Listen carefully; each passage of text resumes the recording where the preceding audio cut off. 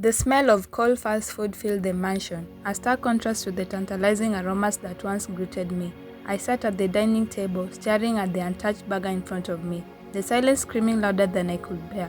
My wife Amara was upstairs, probably on Facebook Live, showing off her new designer bag to her rich housewife friends. The laughter I used to adore her turned into something distant old. That was the night I decided to test her.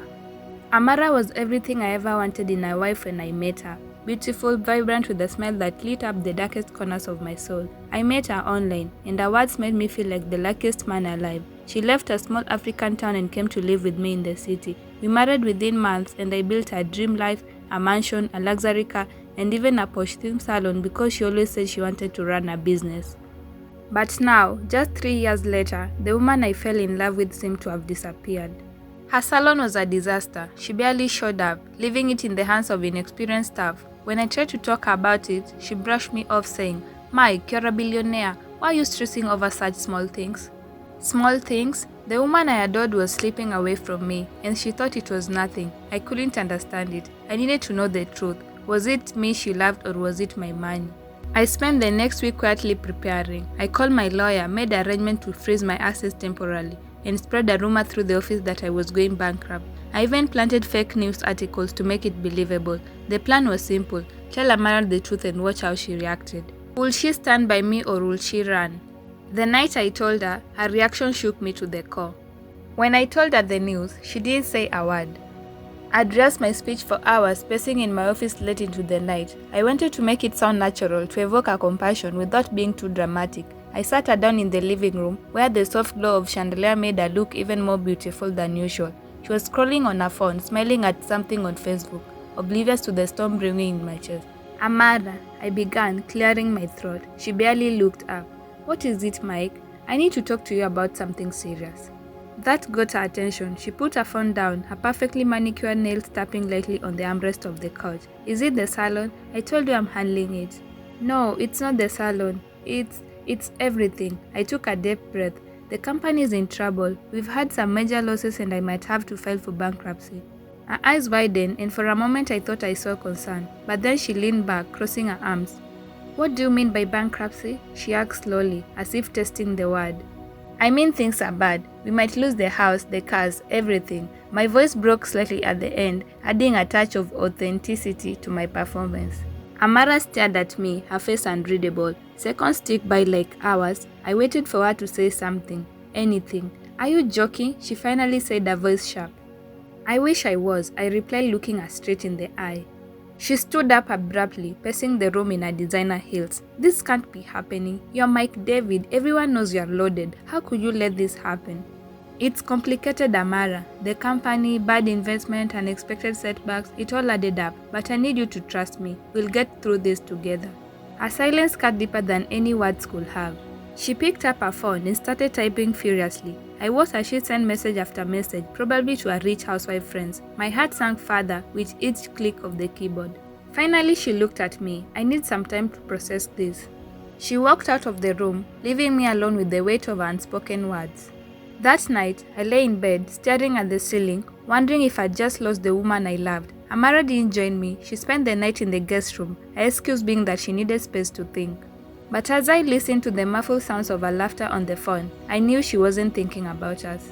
Amara arrived at the cafe dressed in her usual expensive attire, a figure-hugging designer dress, diamond earrings that sparkled under the soft lighting, and her signature red-bottom heels. She strutted into the private lounge like she owned the place, immediately greeted by Clara, Angela, and Yvonne, the three self-proclaimed leaders of the rich housewives.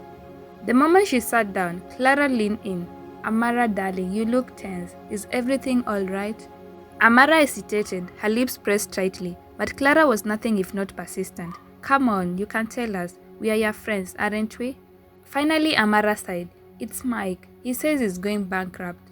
The table fell silent, and then Angela gasped. "Bankrupt? As in no more mansion, no more parties, no more—" "Relax, Angela," Yvonne interrupted, waving her manicured hands dismissively. "Men always exaggerate. He probably just had a bad quarter."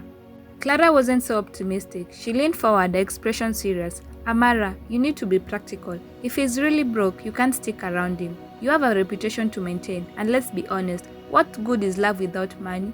Amara shifted uncomfortably in her seat. But he is my husband. Shouldn't I at least try to help him through this?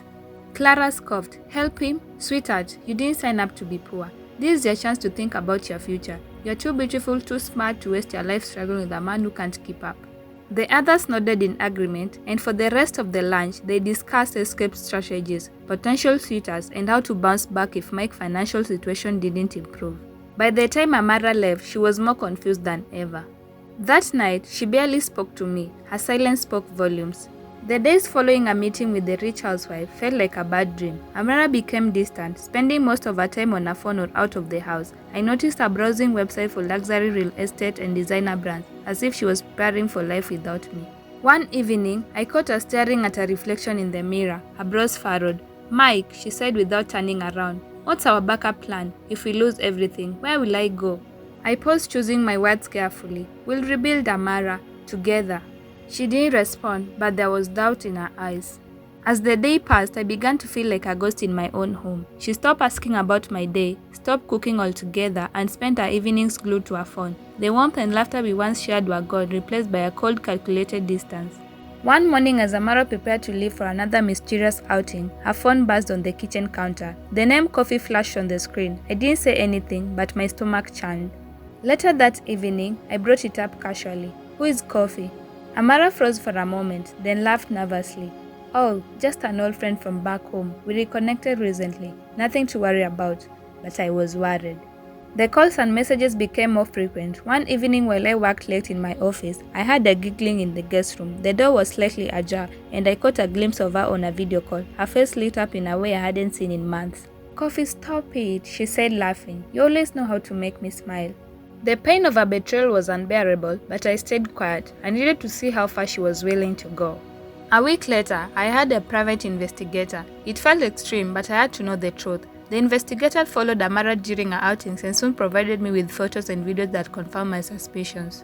She had met Kofi at a boutique downtown. They laughed and whispered as they browsed through racks of expensive clothing. Later, they had lunch at an upscale restaurant, their body language seemingly intimate. When the investigator handed me the evidence, I felt a mix of anger and heartbreak. I didn't confront her immediately. Instead, I waited observing her as she continued to act like nothing was wrong. One evening after dinner, I placed the photos on the table in front of her. "What is this?" she asked, her voice trembling. "You tell me," I said coldly. Her face turned pale as she flipped through the pictures. "Mike, it's not what it looks like. Kofi is just a friend."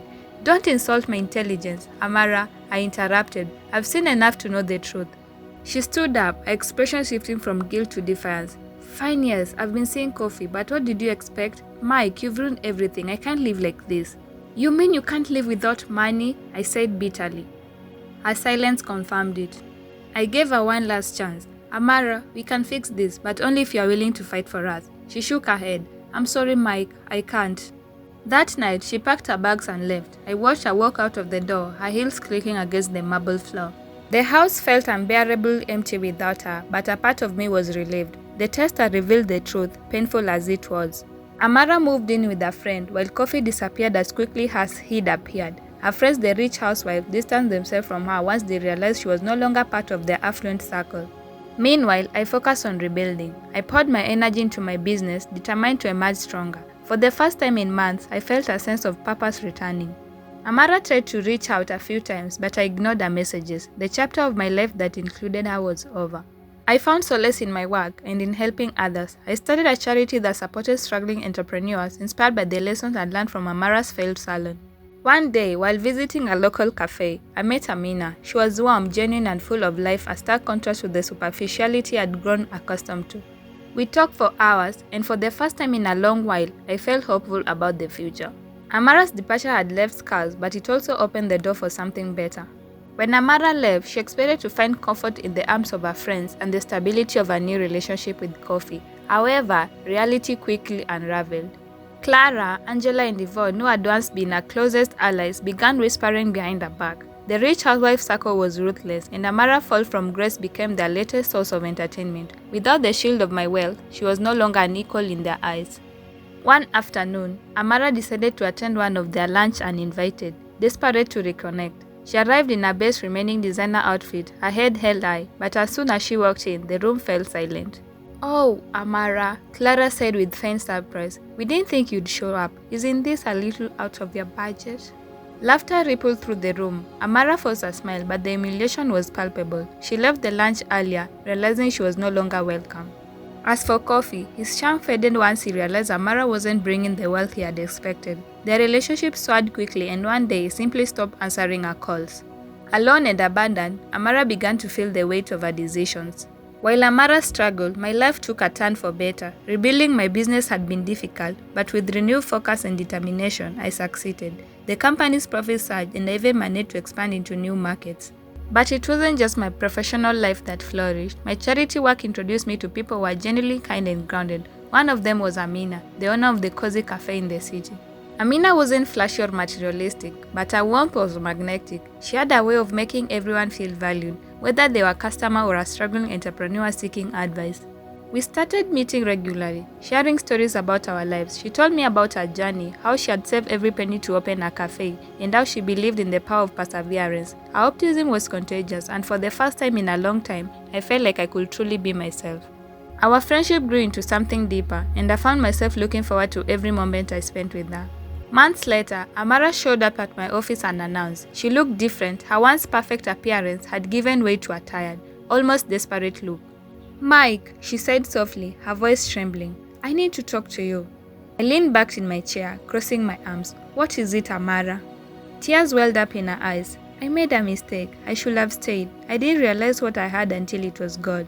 Her words might have moved me once, but now they felt hollow. I had spent months mourning the loss of the woman I thought I knew, only to realize she had never truly existed. "I appreciate you honestly," I said calmly, "but it's too late. I've moved on." Amara's face crumpled, and for a moment I felt a pang of sympathy, but I reminded myself of the countless nights I had spent alone, questioning my worth while she entertained other options. "Goodbye, Amara," I said firmly. "I hope you find what you are looking for." She left my office, and with her departure, I felt the last remnants of our past fade away. Amina and I grew closer, and I soon realized that she was everything I had been searching for in a partner. She valued hard work, honesty, and loyalty, the qualities I had once taken for granted.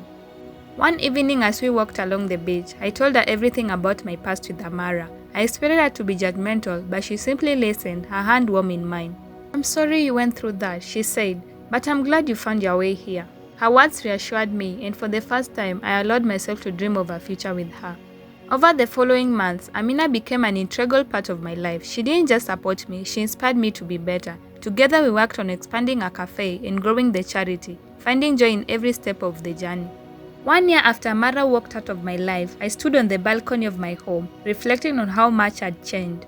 The mansion felt less like an empty shell and more like a place of love and laughter, thanks to Amina's presence. Amara's betrayal had been painful, but it taught me an invaluable lesson. True love isn't measured by wealth or appearances, it's measured by loyalty, kindness, and the ability to weather life storms together. As Amina joined me on the balcony, her smile lighting up the evening, I felt a sense of peace I hadn't known in years. "Thank you for being here," I said, taking her hand. "Always," she replied, her eyes filled with warmth. And in that moment, I knew I'd found what I had been searching for all along, a partner who loved me for who I was, not what I had. This story teaches that genuine love and loyalty are not measured by wealth or material possessions, but by the strength of character and commitment during challenging times. True relationships are built on mutual respect, trust, and support, not superficial appearance or fleeting comforts. Thank you for watching. Kindly like, subscribe, and share.